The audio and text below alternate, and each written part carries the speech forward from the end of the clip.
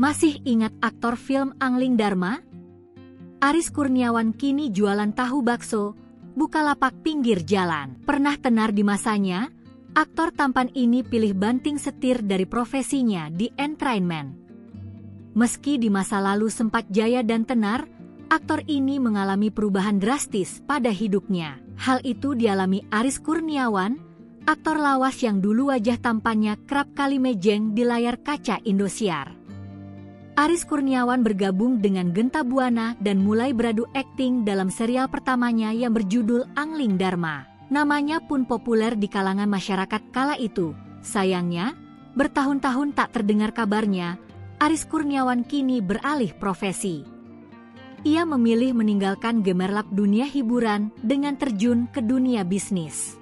Aktor yang kerap mendapat peran antagonis itu kini diketahui berjualan tahu bakso di sebuah warung sederhana yang terletak di pinggir jalan. Bahkan Aris Kurniawan turun langsung setiap hari meracik tahu isi dan melayani pelanggan dengan ramah. Berjualan tahu bakso buatan sendiri sebenarnya sudah dijalani Aris sejak sekitar 7-8 tahun lalu.